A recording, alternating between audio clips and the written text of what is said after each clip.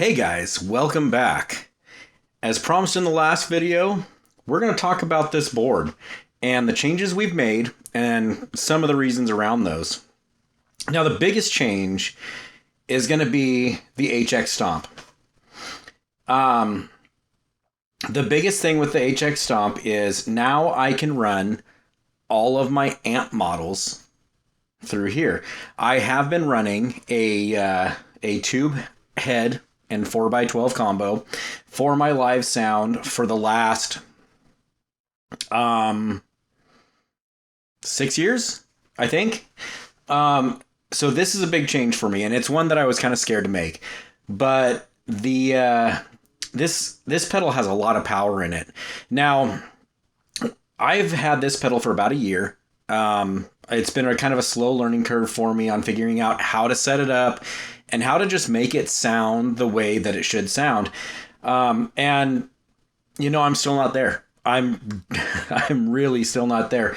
I got to give a big shout out to the guys at worshiptutorials.com because their presets kind of saved me. After I had worked with those for just a little while as kind of a practice setup, I realized that I can get pretty much every sound that I want and then some by using this pedal and just going directly to the board. Now, I hemmed and hawed with that for a little while. I put this pedal on my board, and for a while I was actually just using it as some extra reverbs and some extra modulation. All the while knowing that eventually we're gonna go ahead and try that. Now, I had tried setting up amps myself on the fly, and it didn't work out as well. So after downloading those preset packs, now I'm in a pretty good, comfortable spot.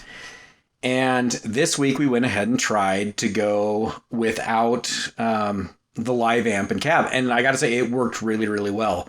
So the setup as it is now, we are actually going into the volume pedal, which isn't here right now. That's still down at the church, into our tuner, which is the TC Electronic Polytune, fabulous tuner.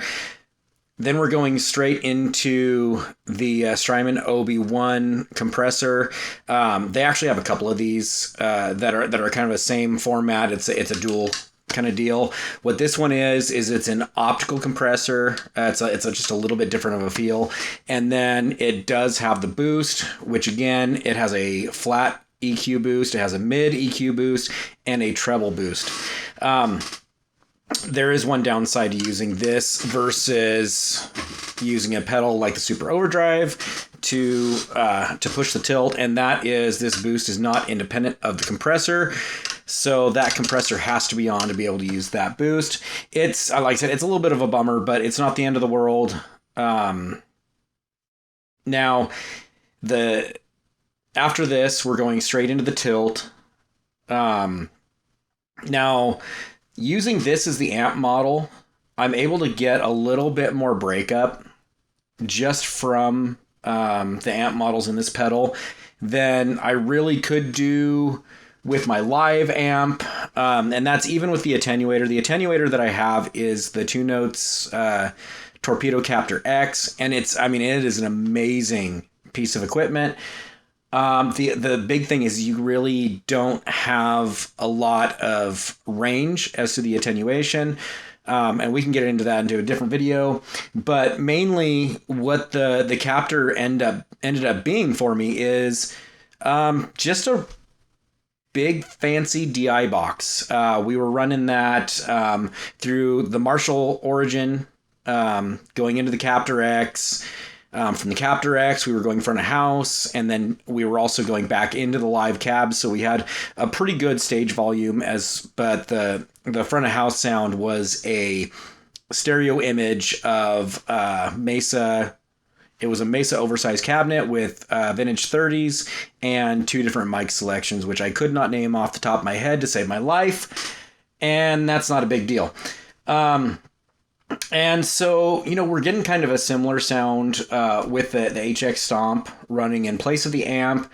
Right now, today we were using it was a a preset that the guys at Worship Tutorials built for doing Hillsong music.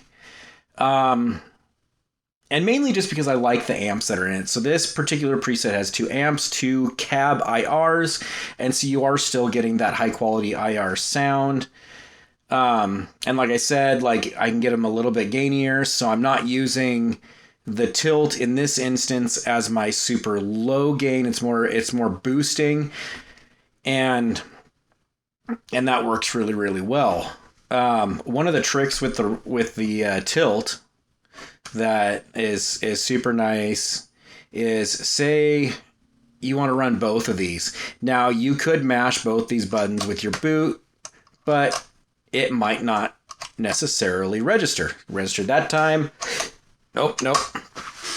But if you take this drive button, you hold it down for a second. Now I've got my boost and my overdrive. Hold it down again. They both shut off. So we've got some options there. You know, I can run just the boost and run just the drive. I can kick them both on at once. Now, mind you, you got to be thinking about that little bit of a delay, but I mean, honestly, not a huge thing. So after the tilt, we're running into the HX. Inside the HX, you have a effects loop. So we're going from the stomp to the afterneath, which that's my super long ambient reverb. This pedal, I mean, you can do so much with it, but this is, when I'm running swells, this thing is on. Absolutely. So it's going from the afterneath, which I like to run before my delay, into the TC Electronics Flashback 2X4. This one I have set with 2 banks of presets. I've got your pretty standard quarter eighth and dotted eighth delay, more of like a tape echo on bank 1. You hold this button down, you end up with bank 2. And these ones are, I've got a super modulated, a reverse, and a modulated tape. And so these are my more ambient sounds versus my big chord sounds.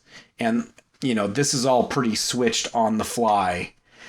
So this week was a test. I wasn't sure what we were going to end up with. I was pretty well ready to run this into the effects loop versus what we ended up doing, but we ended up going from the HX Stomp into a DI box and into a powered cabinet. They are powered stage monitors is what they are, but it's very, very similar to, like, if you were to look at like the Line 6 power cab, which, good Lord, is that thing overpriced. The Head Rush, FRFR, I believe is what it's called. But basically what you're looking at is a flat response, powered speaker that's going to take whatever you put into it, and it's not going to imprint its own sound. And when you're running IRs, that's actually really, really what you want. So this guy, the Marshall Origin and 4x12, just kind of sat in the background and looked pretty. And now it's at home. So we can actually start miking that up, record with it. We can run that into the 2 notes, which also came home. Now this is going to be kind of a studio thing, which is cool. I'm kind of excited about that. I've been wanting to record with that for a while. But yeah, so now we have a rig for church that can be set up and take down in a matter of minutes. I can and will set this up every single week. Not a problem.